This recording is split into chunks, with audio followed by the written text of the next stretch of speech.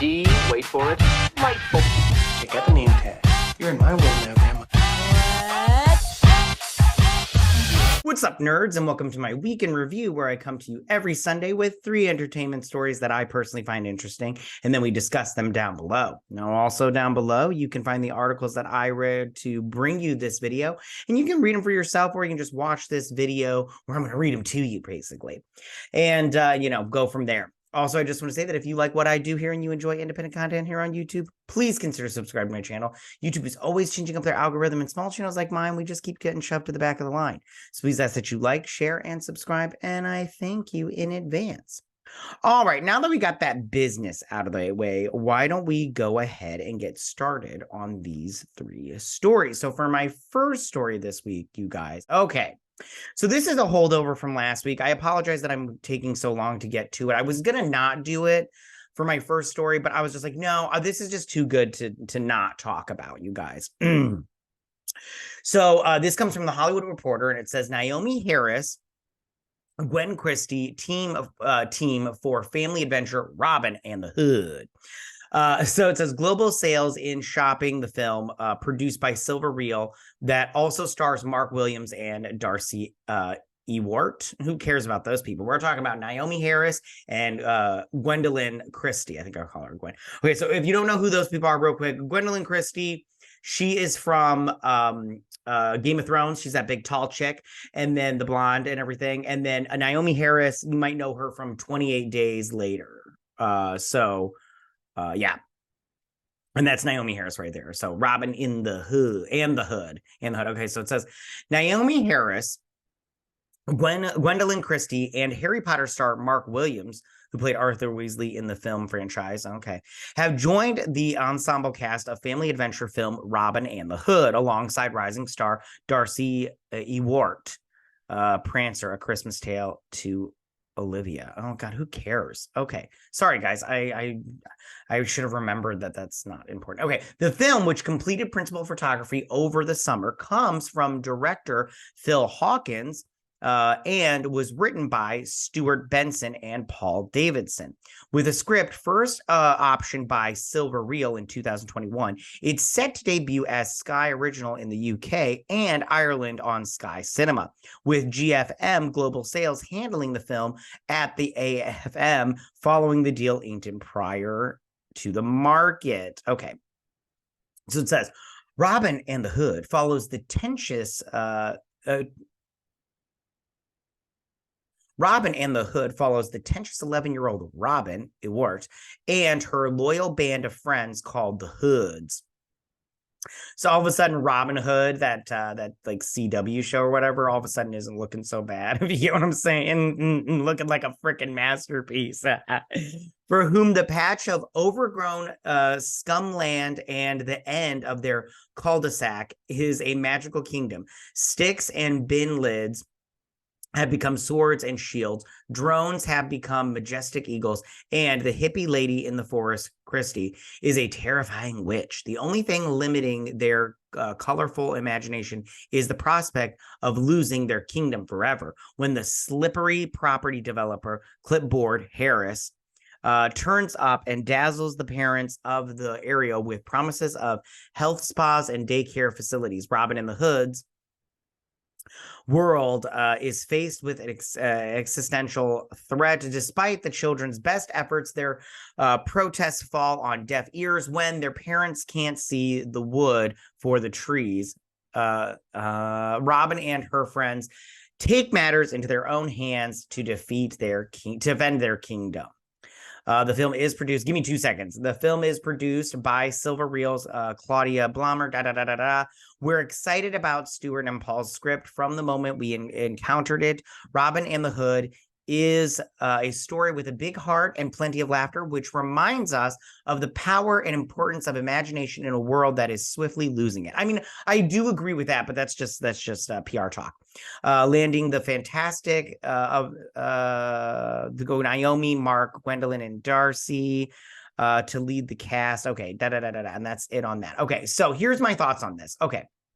So if we're going to be honest about this, does this movie sound like a complete abortion? No, it sounds like kind of fun, but I don't know if this movie is going to be any good, but I do like Naomie Harris and I do like Gwendoline Christie. I just don't see how this is gonna be like track. I mean, I'm not really interested in it, but I mean, maybe some other families are. I don't know. This doesn't sound like something that I would be interested in, but we'll see how it turns out. I mean, I am happy for these people that they got work.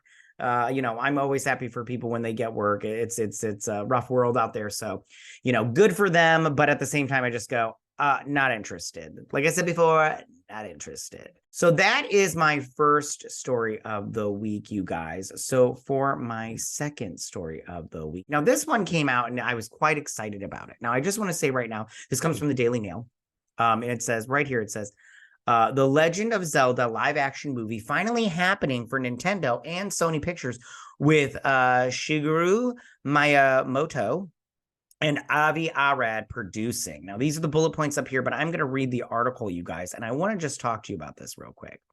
Because first off, I want to say I am a Zelda fan, but I'm not like a Zelda stan. Like I have played a couple of the games, but like I remember the story very vaguely, and from what I remember, I did really like it. Link is a cool character.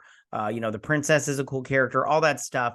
And I think that this will just come down to casting, which I don't really have any thoughts on that. But let's read this article and I'll tell you what I think. Okay. So more than 37 years after the Legend of Zelda video game was first released on the Nintendo Entertainment System, NES, Nintendo is now developing a Zelda movie. I also want to talk about who they've picked for this, but give me 2 seconds. Nintendo issued a press release on Tuesday revealing that the film has officially started development. Shigeru Miyamoto, who created the original NES Nintendo Legend of Zelda video game with Takashi Tezuka, is producing the film, which I think it's always good to have whoever created it in the mix, because I think that when you look at stuff like Mario Brothers, which they mentioned in this, Mario Brothers did so well, and it's because they had the creators of that involved. So it says Miyamoto will also produce alongside Avi Arad, which is my hugest red flag right there. That's a huge red flag. With Wes Ball, the Maze Runner trilogy, set to direct. So first off, I think that Avi Arad, if you years ago, we'll say like 10 years ago, if you said Avi Arad was going to produce your movie, it was really like a kind of a positive thing. But then over time, it started to become hit or miss. And now it's just like, I'm sorry, me personally, when you say Avi Arad is involved, I go, whoa, backing up. Like this guy, he produced a lot of shit. And that's sad. I mean, they're mentioning right here in this thing, Across the Spider-Verse. And yeah, he produced that. But I just go, that movie was both those movies were very good, in my opinion. And, I'm pretty sure whatever it is, comic book wise, he's just latching onto it. Okay. You can't go wrong with Spider-Man, in my opinion. Even those Andrew Garfield movies, they're not very good, but they made some money, I'll tell you that. So yeah. And then as far as Wes Ball goes, those Maze Runner trilogy movies, I mean, the first one was okay, but the other two are what is it? 3, I don't remember. But those, I personally was just like, this is not very good. I'm like not interested in this anymore. I do not want to watch this. So yeah. All right. So the announcement also came just hours after it was revealed that Nintendo's blockbuster Super Mario Brothers helped boost the company's overall profits. And of course it did. This is Zelda right here. That's Link. Of course it did, because, that movie did so well and people are really happy about it and excited. All right. So these are the people involved. That's Zelda. That's Miyamoto. This is Wes Ball. Yeah. So it says Miyamoto also issued a statement on his official Nintendo Twitter page alongside the press release. I have been working on the live action film of The Legend of Zelda for many years now with Avi Arad-san. Who produced many mega hit films he began. I don't know. I mean, he did produce some mega hit films. I mean, and I listen, as far as Avi Arad goes, I can't deny that he has produced some good movies that I enjoy. I'm just saying he's also produced some real big clunkers, you guys. I'm just saying we have to be honest about this shit. So it says, I have asked Avisan, I love how he says Avisan, that's so great, to produce this film with me, and we have now officially started the development of the film with Nintendo itself heavily involved in the production, he added. Miyamoto admitted it will take time until its completion, but I hope you look forward to seeing it. The news comes 7 months after the Super Mario Bros. Based on the hit video game, also created by Miyamoto, debuted at 146.3 million en route to 574.9 million domestic. Second biggest gross in 2023 behind Barbie's 336 million and 1.3 billion worldwide. The Super Mario Bros. Movie was the first project based on Nintendo video games since the 1993 Super Mario Bros. Movie starring John Leguizamo and Bill Hopkins, which was a colossal failure. That's true, but I have to be honest with you, I still like that movie. It's bad, but I love it because it's so bad. Now that the new Mario Brothers movie proved to be a huge hit, Nintendo is looking to capitalize on the success of its adaptation. All right, we're not going to read the rest of that part because it's not that big a deal. This is his Twitter account. There's Miyamoto. Very fun guy. He looks like a fun guy. Yeah. So here's another thing that I just go, I don't know how I feel about this. So Sony Pictures Entertainment Inc. will handle the worldwide theatrical distribution of the film as well. I have a problem with this in terms of the fact that it's Sony. I wish they had stayed with Universal. I'm pretty sure there's some legalities in terms of why they're going with Sony, but I personally wish they had stayed with Universal. I think that Universal is doing a good job. They did a good job with Mario Brothers. Why not stay? And Universal is doing a great job overall, especially in animation. I mean, they got the Trolls coming out as of recording this, and and I just think that I think Universal is knocking it out of the park. So I if I was them, I would have tried really, really hard to stick with Universal in their video game department, video game to movie department. The Legend of Zelda was released in February 1986, and a Famicom system in Japan, and for the NES in America. The Nintendo Entertainment System, in August 1987, with the story inspired by Miyamoto's childhood explorations of the forest near his home in Sanboye, Japan. The original game follows Link, an elf-like Highland warrior, and Princess Zelda, who team up to stop the evil Ganon from taking over their land of Hyrule.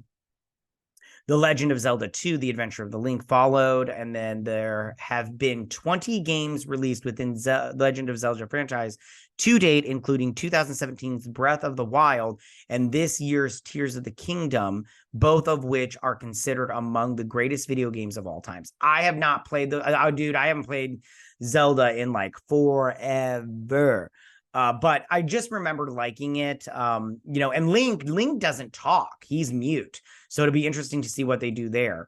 That is okay. So that's the other article. What they didn't mention in this article, I thought they had mentioned it, I remember reading it, was that, I'm going to leave it right there on the Zelda picture, was that it's going to be live action. It's not going to be animated. And I think that that's a mistake, in my opinion. I think that it should have been animated like the Mario Brothers movie. And I just, because now we got to go with casting, and who do you cast? I also think that they should cast newbies. I would try to get people, well, for at least for Link and Zelda, I would get totally new people that, the people you've never heard of, or at least if you've heard of them, they're very it's very small and everything in terms of they've been in very little. But I do not think that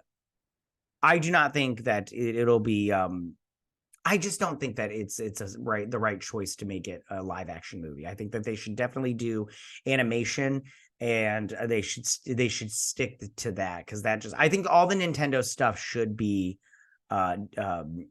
animated, not live action. I just think it would work better, but that's my opinion.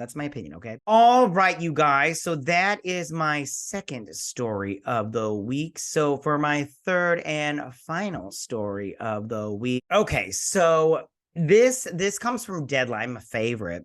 And the reason I wanted to talk about it is because it's got Yann Demange in it. I love that name, Yann Demange. And he is the director, or the latest director, for the Blade movie. And he's doing this short film, Dammi. That's not what we're going to talk about.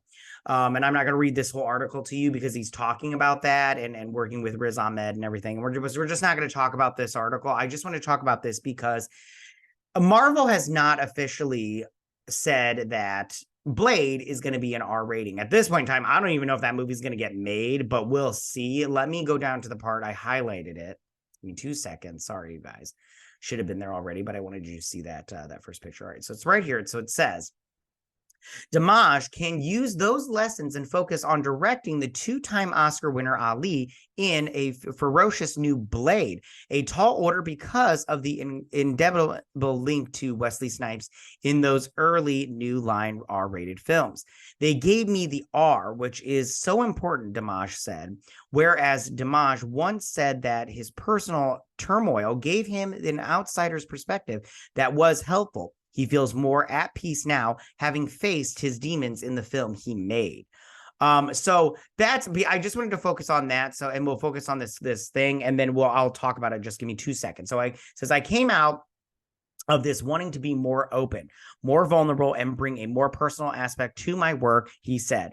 But for Blade, we are going to have fun because Mahershala is such a deep actor. I'm excited to show a kind of ruthless, a rawness he has that allows him to walk the earth in a particular way. I love him for that. He's got a dignity and an integrity, but there is a ferocity for there that he usually keeps under the surface. I want to unleash that and put it on the screen. So I want to talk about this for a couple of things. One, he said Blade is going to be rated R. I don't know if that's going to happen. He might have just said that, but there's no proof of that. Marvel did not come out saying that Blade is going to be rated R. I don't think you need Blade to be rated R for it to be a good movie. I think they should focus on it being a good movie before they focus on anything rated R.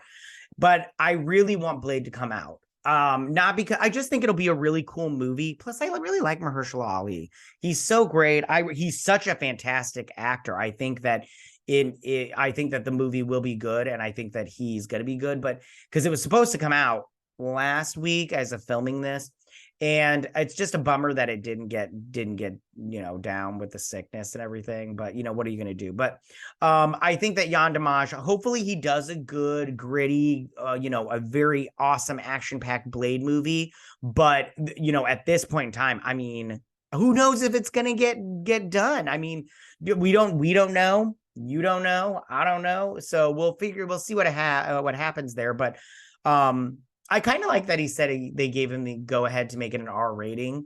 Let's just see if it happens, though. They can chop it up to where it's not an R rating. You know what I'm saying? So we'll see where this all happens. But I'm kind of excited for that. I really hope this movie gets made because that's one of the projects that they had mentioned way back in the day that I was excited about. But we'll see what happens there. All right, you guys, that was my final story of the week. But tell me, what do you guys think about all of this? How do you feel about this Naomie Harris, Gwendoline Christie, Robin Hood movie with Robin in the hoods? I mean, do you think this is something that looks good to you? Do you think this is something that looks, or sounds good because we haven't seen it? But do you just think it's like a hot mess and like all of a sudden Robin Hood movies and shows are coming out? And it's like, get out of here with that nonsense. Tell me, how do you guys feel about this Legend of Zelda movie? Like, are you like me and you think that it shouldn't be a live action movie, that it should be a animated movie? Because I think it should be an animated movie. I think that's a better choice. But what do I know, But I do remember liking Zelda, and I'll watch those cutscene movies. Those are always fun. But let's see how this turns out. I'm very curious to see who they cast. And then finally, how do you feel about Yann Demange's comments about Marvel giving him the okay to do an R-rated Blade movie? Do you think that it'll be R-rated? And second off, do you want to see an R-rated Blade movie? Or is it like the other Marvel movies where it's like, they don't have to be R-rated, but they can't. I personally feel like you can't take a kid to an R, like I wouldn't take my kids to an R-rated movie. Like Deadpool, don't get me wrong, love Deadpool. I would not let my children watch that. And I know you're all like, oh, you're raising weaklings, but my children are still young. So they don't need to deal with all that stuff and everything. Like my youngest is 5. I don't need him to see decapitation and stuff. So we'll see how all that turns out and everything. But yeah. All right, you guys, that's my video. Tell me what you guys think about all of this. You can go ahead and leave all your comments in that section down below. If you like this video, go and hit that like button. You know, I won't mind. If you're new to my channel, please hit that subscribe button. I'd greatly appreciate it. And I will see you guys next week on my week in review. You guys have a good week.